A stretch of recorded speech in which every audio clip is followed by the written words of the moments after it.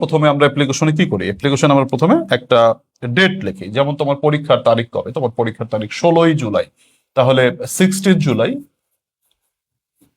2026।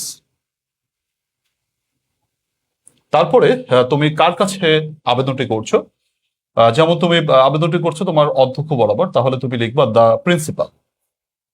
তোমাদের এর আগের ক্লাসেও বলেছিলাম প্রিন্সিপাল বানানটা একটু খেয়াল রাখবে, তোমরা অনেকে প্রিন্সিপল বানাই ফেলো, তোমাদেরকে লিখতে হবে প্রিন্সিপাল। Principal, PAL, principal.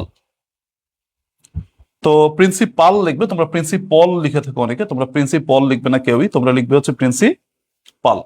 আচ্ছা ঠিক আছে, প্রিন্সিপল একটা আছে PLE, সেটার অর্থ হচ্ছে নীতি, আর প্রিন্সিপাল মানে অধ্যক্ষ। তো 16ই জুলাই 2026 দ্য প্রিন্সিপাল, তারপরে হচ্ছে কলেজটির নাম লিখবে। আমাদের কলেজের যদি তোমার কলেজে নাম উল্লেখ করা থাকে, সে তোমার কলেজের একটা নাম উল্লেখ করা থাকলো, যেমন ABC কলেজ, আমরা ডিগ্রি পরীক্ষায় ম্যাক্সিমাম দেখি এক্স কলেজ লিখে থাকে, যে এক্স কলেজ। ডিগ্রি পরীক্ষায় এরকম নাম দেয়, এক্স কলেজ বা ABC college, government ABC college, এরকম একটা উদ্ভট নাম দিয়ে দেয়। যে বা কোনো নাম যদি তোমাকে প্রশ্নে উল্লেখ করে, তোমাকে সেই নাম ব্যবহার করে অ্যাপ্লিকেশন লিখতে হবে। তো দেখো তাহলে জুলাই, আমার তারিখ লিখলাম, প্রিন্সিপাল লিখলাম, কলেজের নাম লিখলাম, এবার ঠিকানা যেমন মিরপুর, ঢাকা, তো হয়ে গেল। আচ্ছা এখানে একটা ফুল স্টপ দিতে পারো, অসুবিধা নেই। আচ্ছা গেল, তাহলে আমাদের প্রথম স্টার্টিংটা শুরু হয়ে গেল, স্টার্টিংটা হয়ে গেল। এরপর অ্যাপ্লিকেশন লেখার সময় তুমি লিখবে সাবজেক্ট। সাবজেক্ট পুরোটা লিখবে, তোমরা অনেকে সংক্ষেপে সাব লেখো, এই শুধু সাব লিখলে কিন্তু নম্বর কাটা যেতে পারে, সো খেয়াল রাখবে সাবজেক্ট পুরোটা লিখতে হবে, সংক্ষিপ্ত লিখলে নম্বর কাটা যেতে পারে, এটা সবাই একটু খেয়াল রাখবে। গেল এটা। তারপরে আসো যে application for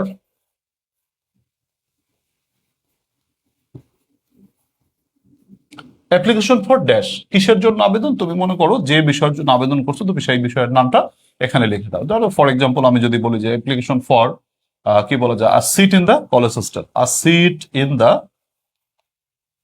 college hostel, college hostel একটি সিটের জন্য আবেদন, এটা হচ্ছে সাবজেক্টটা লিখলা। তারপর তুমি নর্মালি শুরু করো ডিয়ার স্যার, প্রিয় জনাব, লিখে একটা কমা দিতে হবে, কারণ এটা হচ্ছে একটা ভকেটিভ কেস বা সম্বোধন পদ। তারপর আমরা শুরু করবো যে উইথ ডিউ রেসপেক্ট, যথাযথ সম্মানের সাথে, বা যে যেভাবে শুরু করো সেভাবে লিখবা। লেটারে ভিতরে 3টি প্যারা থাকে, আর অ্যাপ্লিকেশনের ক্ষেত্রে 2টি প্যারা থাকে। লেটারে 3টি প্যারার প্রথম প্যারায় আমরা বিষয়ের অবতারণা করি, মানে সালাম কালাম দেই। মাঝখানে প্যারায় আমরা বিষয়বস্তু সম্পর্কে ফুটিয়ে তুলি। লাস্টের প্যারায় আমরা আজ আর নয় এরকম কথা বলে শেষ করি। তো লেটারের হচ্ছে 3টি প্যারা, বাট অ্যাপ্লিকেশনে 2টো প্যারা। অ্যাপ্লিকেশনের দুটো প্যারার প্রথম প্যারায় আমরা যে কাজটা করি, প্রথমত হচ্ছে আমরা আমাদের বিষয়টাকে ফুটিয়ে তুলি, যে স্যার আমাদের এইটা নেই, আমাদের এইটা দিতে হবে, বা স্যার আমার এই সমস্যা আছে, আমাকে এইটা দেন।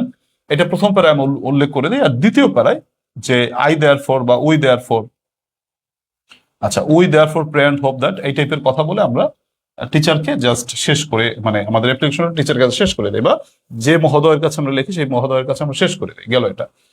এরপর তোমার পরিচয়টা আসে, যেমন ইয়োর্স অবিডিয়েন্টলি ইয়োর্স, আপনার বাধ্যগত। অবিডিয়েন্টলি ইয়োর্স লিখে তুমি একটা কমা দাও, কমা দিয়ে তুমি কি করো, তারপরে তোমাকে জাস্ট এখানে তোমার নাম পরিচয়টা দিয়ে দেবো। তো অ্যাপ্লিকেশন লেখার ক্ষেত্রে আমাদের এই যে অংশগুলো বললাম, এই অংশগুলোকে আমরা মূলত অ্যাপ্লিকেশনে ফলো করে থাকি। প্রথমে তোমার তারিখ, তারপর দ্য প্রিন্সিপাল, গভর্নমেন্ট, তারপর কলেজের নাম, কোথায় বসে তুমি কোথায় কলেজটা কোথায় অবস্থিত সেটা লিখি আমরা। তারপর হচ্ছে সাবজেক্ট, তোমরা অনেকে প্রশ্ন করেছো যে সাবজেক্টের নিচে আন্ডারলাইন করা যাবে কিনা। করা যাবে, কোনো সমস্যা নেই, তুমি করতে পারো, একটু ভালো দেখালো, অসুবিধা নেই, বা না করলেও হবে, অসুবিধা নেই, সেটা কোনো বিষয় না। বাট এখানের উল্লেখযোগ্য কথাটা হচ্ছে সাবজেক্ট কথাটা তোমাকে পূর্ণাঙ্গ লিখতে হবে, শুধু সাব লিখলে হবে না, তোমাকে সবটুকু লিখতে হবে। গেল এটা। তারপরে dear sir comma with due respect দিয়ে শুরু করলে প্রথম প্যারায় তুমি তোমার বক্তব্যটা উপস্থাপন করলে, দ্বিতীয় প্যারায় তুমি we therefore pray and hope that, এই কথাগুলো বলে তুমি শেষ করবে, নিচে তোমার পরিচয়টা তুমি উপস্থাপন করলে।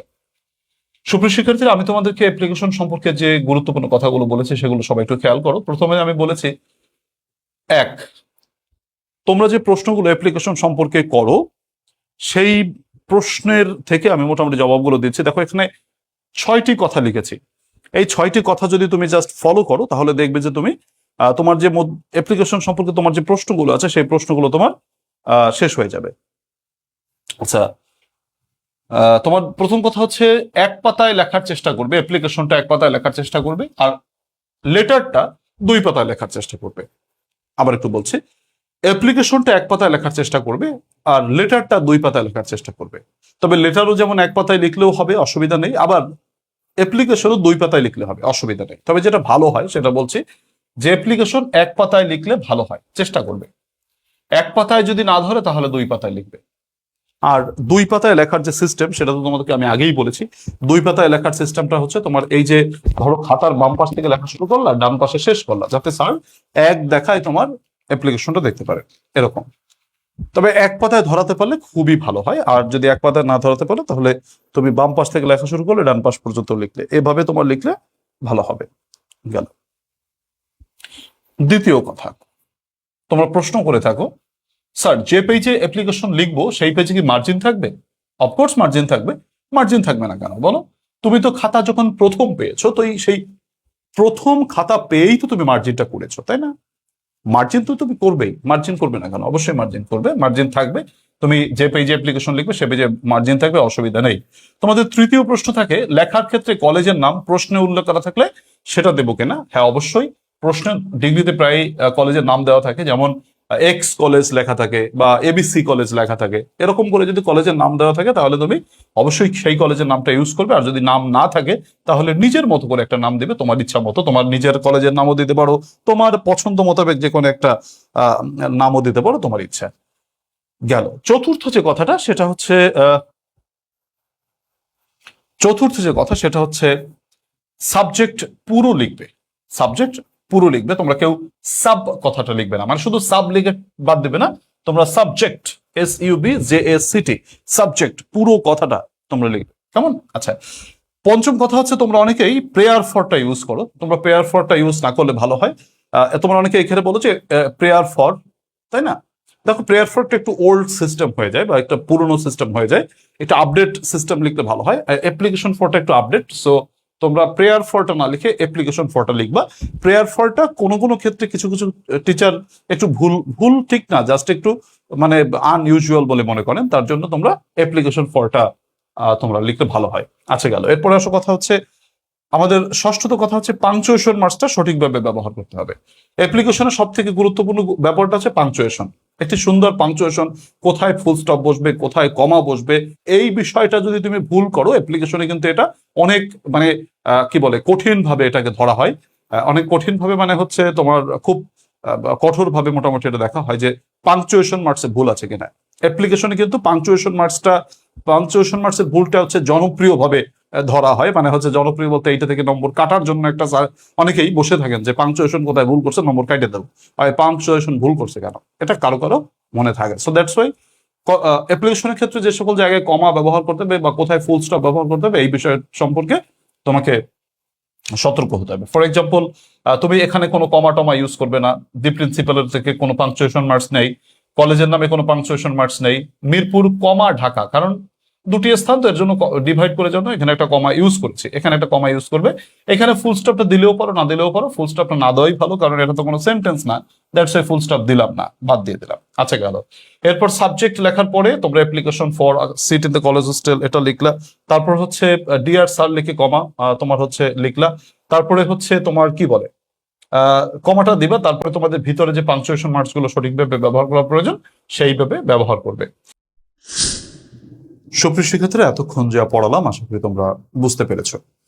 তোমরা যারা ইংরেজিতে খুবই দুর্বল, তোমাদের শেষ মুহূর্তের প্রস্তুতির জন্য কিভাবে পাস করবে তার একটা দিক নির্দেশনা দিচ্ছি, সবাই একটু মনোযোগ সহকারে খেয়াল করো। আমি প্রতি ভিডিওতে এই কথাগুলো বলি, কারণ তোমাদেরকে শেষ মুহূর্তে তোমরা যারা শুধু পাস করার সাজেশন সেগুলো যারা জানতে চাও তোমাদেরকে অবশ্যই জানিয়ে দিচ্ছি। তোমাদের হচ্ছে বিষয়টা হচ্ছে তোমাদের পাস করতে হলে খুব বেশি কষ্ট কিন্তু করতে হয় না, জাস্ট ফার্স্ট ক্লাস বা A+ পেতে হলে একটু বেশি কষ্ট করতে হয়। বাট যারা শুধু পাস করতে চাও, শুধু পাস করতে গেলে খুব বেশি কষ্ট করা লাগে না, অল্প কিছু বিষয়টা পড়তে হবে, তবে তোমাকে জানতে হবে যে কোনগুলো পড়তে হবে বা কিভাবে পরিকল্পনা ভাবে পড়ালেখাটা কন্টিনিউ করতে হবে। প্রিয় শিক্ষার্থীরা, পাস করতে হলে তোমাকে পেতে হবে 32 নম্বর। কত? 32, 80-র ভিতরে 32। আর ইনকোর্স পরীক্ষায় 20-এর ভিতরে 8 পেতে হবে। 20-এর ভিতরে 8 ইন কোর্স পরীক্ষা নিশ্চিতভাবে পাবে, কারণ কলেজের কোনো কলেজেই তোমাকে নিশ্চয়ই অন্ততপক্ষে 15 কম দেয় না। তো সেক্ষেত্রে পাস তুমি ইন কোর্স করবে, সেটা নিয়ে টেনশন নেই। বাট তোমার টেনশনটা হচ্ছে তুমি এই 80-র ভিতরে 32 পাচ্ছ কিনা, এটা হচ্ছে ব্যাপার। কিভাবে 32 পাবে সেটা দেখাচ্ছে। 32 পেতে হলে তোমাকে প্যাসেজ থেকে কমপক্ষে 7 নম্বর তুমি ক্যারি করতে পারো। আর এই 7 নম্বর প্যাসেজ থেকে ক্যারি করতে হলে মাত্র 2টো প্যাসেজ তুমি পড়বে। আমার এই যে সুপার শর্ট বুস্টার সাজেশনস বই, যেটা তোমাদেরকে বারবার দেখাই, বারবার বলি, এই সুপার শর্ট বুস্টার সাজেশনস বই থেকে 6 নম্বর পেজে মাত্র 2টা প্যাসেজ পড়বা, 3 এবং 9 নম্বর প্যাসেজ পড়বা। এই 2টো প্যাসেজ পড়লে তোমার প্যাসেজ নিয়ে কোনো টেনশন নাই। আমি অবশ্য ক্লাস দিব এই 2টো প্যাসেজের উপর, তুমি বইটা থেকে পড়ে দাগাই দাগাই রাখবা এবং পড়ে নিবা। তুমি 2টা প্যাসেজ পড়ে গেলে তোমার কোনো টেনশন নাই, তুমি 10-এর ভিতরে 7 পেয়ে যাবা। এই 2টি প্যাসেজের টেকনিক গুলো দেখলে বা তোমাদেরকে যে পড়াবো এটুকু দেখলে প্যাসেজ শেষ। তাহলে প্যাসেজের টেনশন, 2টো প্যাসেজ পড়বো মাত্র, প্যাসেজের টেনশন কমপ্লিট। গ্রামার পার্টের জন্য তোমাদেরকে এইখানে দেখো আমার যে বইটা রয়েছে, এই বইতে আমি তোমাদেরকে দাগাই দিছি, এই দাগানো অংশগুলো জাস্ট পড়বা, আর গ্রামার নিয়ে কোনো টেনশন নাই। তুমি মনে করো সব পড়তে পারবা না, তার জন্য তুমি যে যারা শুধু পাস করতে চাও, আমি মূলত এই সাজেশনটা দিয়েছি ফার্স্ট ক্লাস যারা পায় তাদের জন্য, কিন্তু এখান থেকে আরো কমাই দেবো যারা শুধু পাস করতে চাও। ধরো আমাদের গ্রামারে কমপক্ষে যারা পাস করতে চাই, বেশি প্যারা নেব না, কারণ বেশি টেনশন আমরা গ্রামারে নেব না। এই মুহূর্তে দেখা যায় অনেকেরই গ্রামার হচ্ছে সবগুলো কমপ্লিট করা সম্ভব না, এই জন্য নির্ধারিত কিছু অংশটা আমরা কমপ্লিট করব। গ্রামারের জন্য আমি তোমাদেরকে দেখো এখানে দাগিয়ে দিয়েছি আমার এই বই থেকে, যেমন এই সুপার শর্ট বুস্টার সাজেশন বই থেকে পেজ ডব্লিউএস কোশ্চেনের জন্য page 12, filling in the gaps এর জন্য page 27, right form of verbs এর জন্য পেজ 25, তারপরে পাংচুয়েশন মার্কসের জন্য পেজ 48, রিঅ্যারেঞ্জমেন্টের জন্য পেজ 43। এই পেজ থেকে আমি যে দাগানো অংশগুলো তোমাদেরকে দিব সেইগুলো জাস্ট পড়লে তোমার গ্রামার নিয়ে কোনো টেনশন নাই। অত্যন্ত স্বল্প সময়ে অল্প কিছু পড়ে তুমি অবশ্যই তোমার আয়ত্ত করতে পারবে, এবং তুমি পুরা মানে একেবারে সবগুলো না পারলে অন্ততপক্ষে পাস মার্কসের জন্য যা প্রয়োজন তা তুমি পেরে যাবে, এটা তোমাকে গ্যারান্টি দিচ্ছি। কারণ শেষ মুহূর্ত তো তোমরা দেখা যায় গ্রামারের সব আইটেম বা সব কিছু পড়তে পারবে না, সেগুলো পড়তে গেলেও সময় সাপেক্ষের একটা ব্যাপার রয়েছে। তাই আমি একেবারে জাস্ট যারা শুধু পাস করছে তাদের জন্য একেবারে যেগুলো খুবই আসার মতো এবং যেগুলো না পড়লেই নয় সেগুলো তোমাদেরকে লাগিয়ে দিচ্ছি, এবং সেগুলো পড়লে তুমি নিশ্চিতভাবে মানে পাস করে যাবে, এতে কোনো সন্দেহ নাই। তো প্যাসেজ থেকে তুমি কমপক্ষে 7 পাবে। আর এই যে জাস্ট সংক্ষিপ্ত মানে যারা খুবই দুর্বল তাদের জন্য না পড়লেই নয় যেগুলো, সেগুলো আমি তোমাদেরকে দিয়েছি। এখানে ধরো আমরা 20-এর ভিতরে কমপক্ষে 11 মার্কস শিওর পাবো, যেমনে হোক তেমনে হোক প্রশ্ন এখান থেকে দেখাই দিব। এখান থেকে তুমি অন্তত 11 নম্বর অবশ্যই ক্যারি করতে পারবা। তাহলে 7 আর কত 11 কত হলো 18 হলো। আচ্ছা, এরপর রাইটিং পার্ট। রাইটিং পার্টের জন্য তোমাদেরকে যেটা বলি, রাইটিং পার্টের জন্য রিপোর্ট তুমি 3টা রিপোর্ট পড়বা আমার পেজ 82 থেকে, এই বইয়ের পেজ 82 থেকে।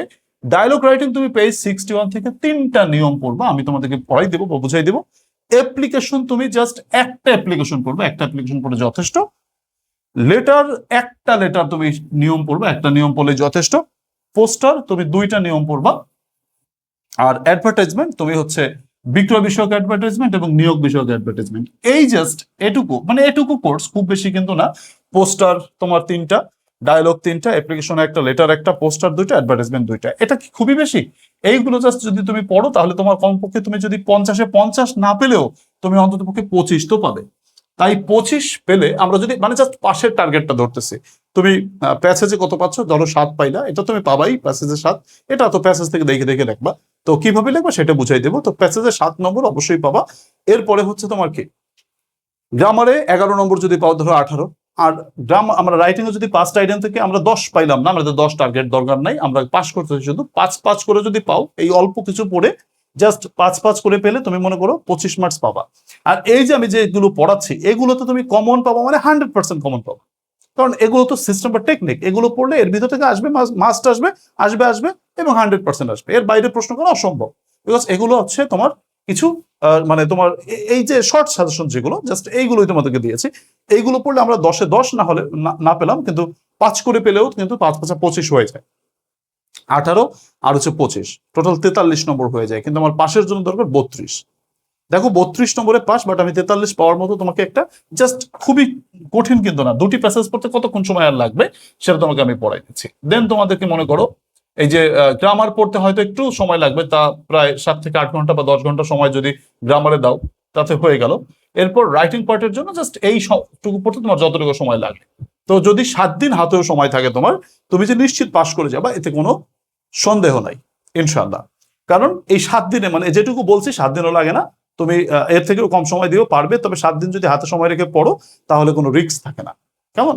তো 7 দিন হাতে রেখেও যারা মানে পড়তে চাও, মাত্র 7 দিন হাতে রেখেও যারা বই পড়তে চাও তাদেরকে পাশ করার জন্য এই টেকনিকগুলো বললাম, তোমার জন্য নিশ্চয়ই কাজে দিতে পারে। প্রিয় শিক্ষার্থীরা, তোমরা যারা এখনো পর্যন্ত আমার এই সুপার শর্ট বুস্টার সাজেশনটি সংগ্রহ করনি, তোমরা এই সাজেশনটি সংগ্রহ করে নিলে নিশ্চিতভাবে তোমরা এই পাশ করে যাবে। এটা তোমাদেরকে আমি দেখালাম, এটা তোমাদেরকে আমি প্রমাণ দিয়ে দেবো। জাস্ট আমার বইটির দাম 300 টাকা, আর যারা 300 টাকা দিয়ে তুমি এই সাজেশন বইটি সংগ্রহ করতে পারবে, কুরিয়ার সার্ভিস খরচ ফ্রি। তোমাদের বাংলাদেশের যে কোনো প্রান্তে আমি কুরিয়ার সার্ভিসের মাধ্যমে দ্রুততর সময়ে পৌঁছে দেবো, কারণ পরীক্ষার যেহেতু সময় কম তাই একটু দ্রুততর সময় কুরিয়ার সার্ভিসের মাধ্যমে পৌঁছে দেবো। তোমরা 300 টাকা দিয়ে এই সাজেশনটি ক্রয় করতে পারবে বা সংগ্রহ করতে পারবে। সংগ্রহ করার জন্য 01843852361 এই নম্বরে হোয়াটসঅ্যাপে SMS করে যোগাযোগ করবে। আর যারা ফাইনাল সাজেশন ব্যাচে ভর্তি হতে চাও, 400 টাকা মাত্র কোর্স ফি, চরম জিনিস মিস করছো। মাত্র 400 টাকা দিয়ে ভর্তি হয়ে গেলে তুমি কিন্তু ক্লাস গুলো পাচ্ছ, প্রিমিয়াম ক্লাস গুলো পাচ্ছ। এখন শেষ মুহূর্তে কিন্তু ভালো ভালো ক্লাস হচ্ছে। তো তোমাদের যারা ফাইনাল সাজেশন ব্যাচে ভর্তি হওনি, আজই ভর্তি হয়ে যাও। আজই ভর্তি হয়ে তুমি ক্লাসগুলো করো। এই যে নম্বরটা দেখতে পাচ্ছ এই নম্বরে হোয়াটসঅ্যাপ SMS করে যোগাযোগ করতে পারো। প্রিয় শিক্ষার্থীরা, যারা দুটো একসাথে নাও, ব্যাচের কোর্স ফি হচ্ছে 400 টাকা আর বইটির দাম 300 টাকা। যারা দুটো একসাথে নাও 700 টাকার পরিবর্তে তোমাকে 600 টাকায় দিচ্ছি। দেখো, ইংলিশ নিয়ে যারা দুর্বল রয়েছে, ইংলিশ নিয়ে তোমাদের যাদের টেনশন রয়েছে, শেষ মুহূর্তে 600 টাকা খরচ করে তুমি দেখতেই পারো যে আসলে অনেক টাকা খরচ করে ফেলেছি, ইংলিশে পাশ করার জন্য 600 টাকা খরচ করেই দেখি, আশা করি ভালো কিছু হবে। সুপ্রিয় শিক্ষার্থীরা, অনেক বড় ক্লাস হলো, তোমাদেরকে অবশ্যই এই কথাগুলো জানানো প্রয়োজন, তাই শেষে জানিয়ে দিলাম। তোমরা সবাই ভালো থাকো, আল্লাহ তাআলা সবাইকে পাশ করার তৌফিক দান করুক, সেই শুভকামনা রেখে আজকের ক্লাস থেকে বিদায় নিচ্ছি। আর সবাইকে অনুরোধ করবো, ক্লাসটি একটু শেয়ার করে দিও, কমেন্টে জানিয়ে দিও আমার ক্লাসগুলো তোমাদের কেমন লাগে। আর হচ্ছে সবাইকে অনুরোধ করবো রিয়াকশন দিয়ে রাখবে, যাতে করে পরবর্তীতে এই ভিডিওগুলো বা ক্লাসগুলো তুমি বারংবার পাও। আজকের ক্লাস থেকে বিদায় নিচ্ছি, আল্লাহ হাফেজ।